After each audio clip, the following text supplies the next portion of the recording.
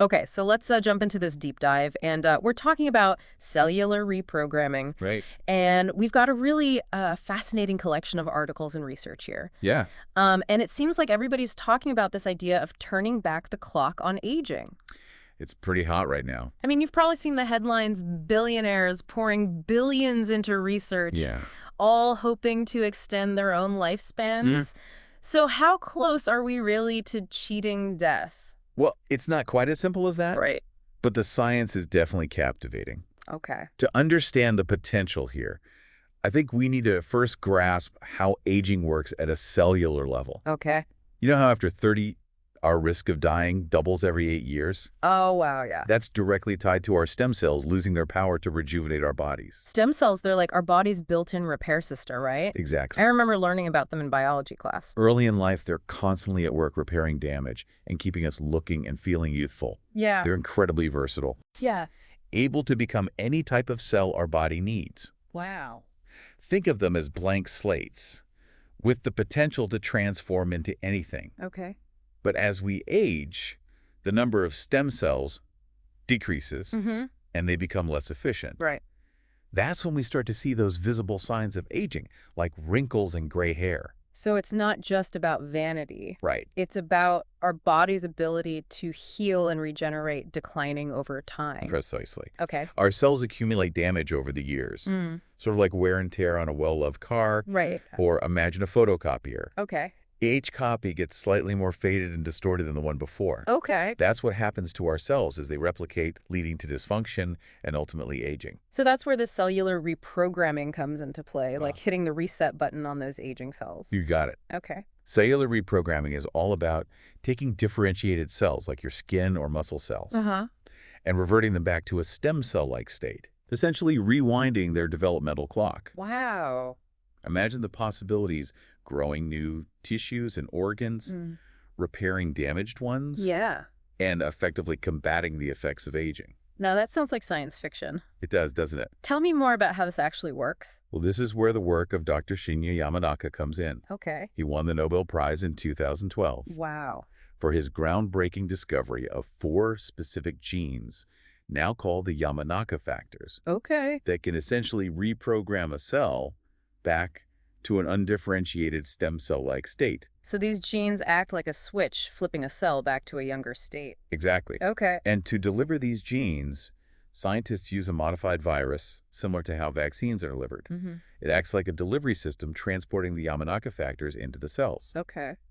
Now, there are 2 types of reprogramming being explored. Okay. Full reprogramming creates what we call induced pluripotent stem cells, Okay. which are essentially identical to embryonic stem cells and can become any cell type in the body. Right. These are those super versatile blank slate cells you mentioned Yeah. earlier. Fascinating. And what about the other type of reprogramming? The second type is partial reprogramming. Okay. And this is where things get really interesting. Yeah. Instead of creating a completely new stem cell, partial reprogramming focuses on rejuvenating existing cells without completely changing their identity. Right. So a skin cell would stay a skin cell, Okay. but would be reset to a younger, healthier version of itself. So it's like giving your cells a spa day, Yeah, refreshing them without altering their core function. right. Does this mean we could potentially address things like hair loss? It's certainly a possibility. Okay. Partial reprogramming seems to hold the most promise for immediate applications in anti-aging and regenerative medicine. Okay. And hair loss is definitely on the radar, Good to know. but it goes far beyond just cosmetic concerns. Right. Imagine athletes being able to fully regenerate damaged cartilage, preventing career-ending injuries. Oh, wow. Or think about the potential for curing diseases like Parkinson's, repairing brain damage, Okay. and even rejuvenating the entire body. Okay. Now that's some serious next level stuff. Yeah, it is. Is there any research already happening in these areas? Absolutely. There's a lot of exciting research going on right now. Okay. For example, Dr. Johnny Hurd is already using patients' own stem cells to restore joint cartilage in elite athletes. Wow. He's also experimenting with something called epigenetic drugs. Epigenetic drugs. What are those? Epigenetic drugs work by changing how our genes express themselves, Okay. essentially tricking them into acting younger. Interesting. It's another form of cellular reprogramming. Right. Think of it like this. Okay. Instead of changing your DNA, these drugs change how your DNA is read. Okay. leading to a younger cellular output. Right. It's a bit like a software update for your genes. Yeah, I like that analogy. And Dr. Hurd's research has shown that these drugs can actually make old cells behave like younger ones in a lab setting. That's incredible. But how close are we to actually seeing these therapies become a reality for the average person? Yeah. Are we on the cusp of a real-life fountain of youth? Well, while the research is incredibly promising, Yeah. most of it is still in the preclinical phase, Okay. meaning it's being tested in labs and on animals. Right. We still have a long way to go in terms of safety testing and getting regulatory approval for human trials. Right. And of Yeah. course, we need to be mindful of the potential risks and challenges that come with any groundbreaking technology, Right. especially when we're talking about something as complex as aging. That's a good point. I imagine there are a lot of potential risks and ethical considerations to think about with this kind of technology. There are. But before we get into that, let's talk about the major players investing in this research. Okay. I hear there are some big names involved. Yeah, there are. It seems like every time I open a news app, there's another story about a tech giant investing in anti-aging research. What's driving this fascination with longevity in Silicon Valley? I think it's a combination of factors. You have incredibly successful individuals Right. who are used to solving complex problems and pushing boundaries. Yeah. And then you have this age-old human desire to extend life and overcome our biological limitations. It's a potent mix. So it's not just about living longer, but living better, healthier lives. Exactly. And that's where the potential of cellular reprogramming really comes into focus. Right. We were just talking about Dr. Hurd's work, but he's not alone. David Sinclair, a Harvard professor, has been making headlines with his research Okay. on reversing blindness in mice and monkeys using cellular reprogramming. Wow. His company, Life Biosciences, is actually aiming to bring eye injections for age-related blindness to humans Okay. within the next couple of years. That's incredible. Imagine restoring vision that's been lost due to aging. It's a game changer. It's a game changer for so many people. Absolutely. And then you have Jeff Bezos, who's invested in Altos Labs, a company that's reportedly raised over $3 billion for anti-aging research. Wow. They're a bit secretive about their work, Yeah.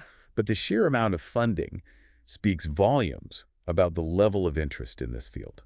$3 billion, that's an astronomical sum. It is. What about other tech figures? Are they getting involved in this research too? Definitely Sam Altman, the CEO of OpenAI, Right. has also jumped into the longevity game with his startup Retro Biosciences. Okay. He's invested $180 million into their research, which focuses on reprogramming cells outside the body. Why outside the body? Is that a safer approach? That's the idea. They believe that by reprogramming cells in a controlled lab environment, Okay. they can minimize the risk of unintended consequences within the body. Right. It's a different strategy, but with the same end goal, reversing the effects of aging and extending lifespan. It's amazing to see this level of investment and brilliant minds focused on solving this age-old problem. It really is. With all this momentum, are we on the fast track to solving aging? Well, it's important to remember that we're dealing with incredibly complex biological systems. It's not as simple as writing code or designing a new gadget. Right. There are so many interconnected processes happening within our bodies, and we're still unraveling the mysteries of how it all works. So it's not just about flipping a switch. Exactly. While the enthusiasm and investment are exciting, we need to be realistic about the challenges ahead. Right. Cellular reprogramming is still a relatively young field, Okay. and there are potential risks and ethical considerations that we can't ignore. Okay, let's talk about those risks. What are some of the concerns scientists are grappling with? One of the biggest concerns is the potential for cancer. Oh.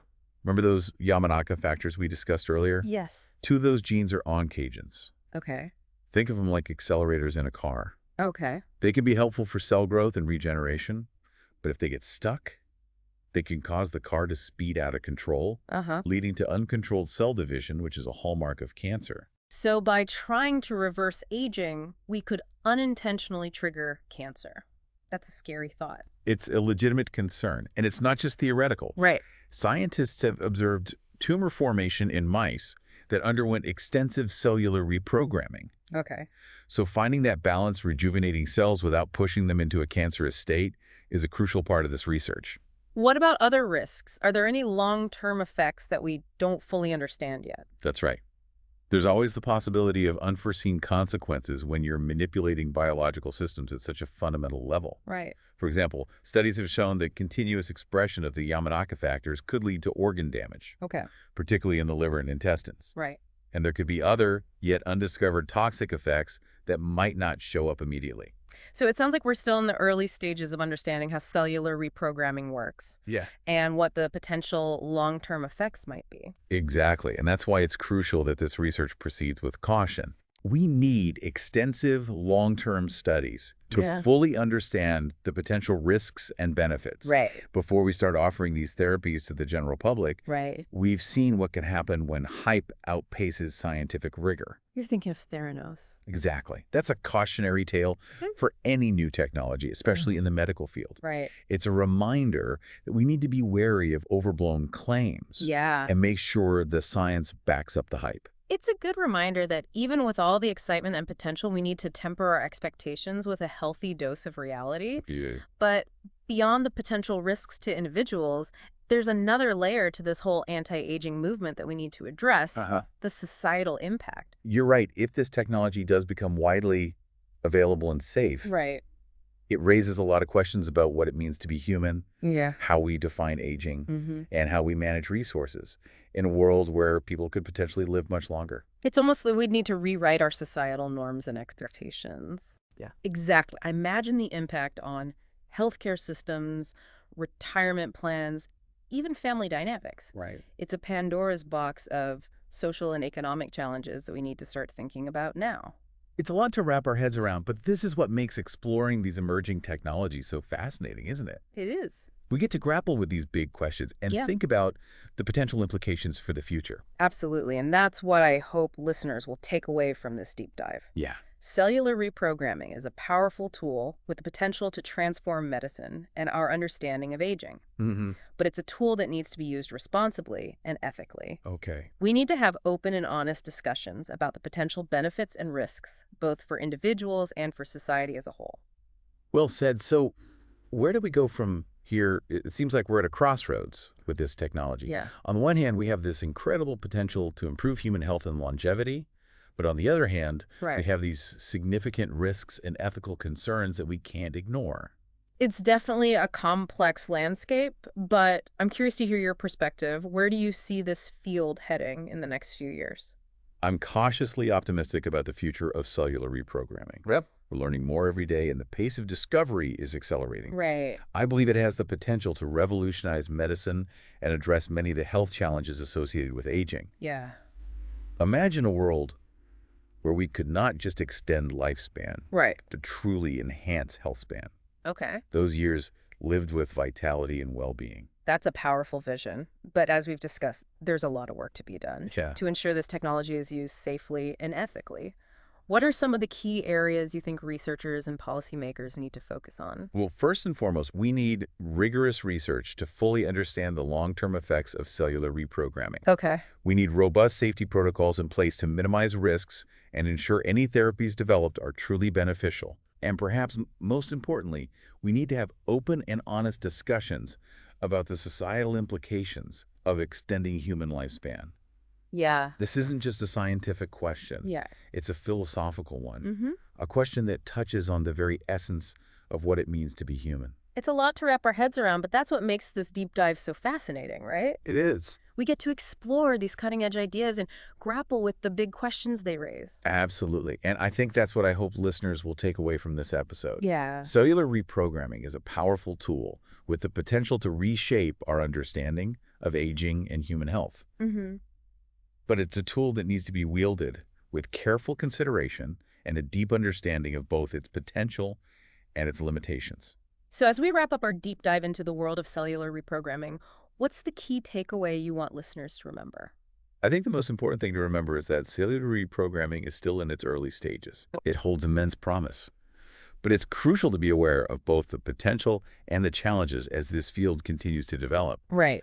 We need to stay informed, engage in thoughtful conversations, Mm-hmm. and ensure that the pursuit of longevity doesn't overshadow the importance of living a meaningful and fulfilling life, regardless of how long it may be.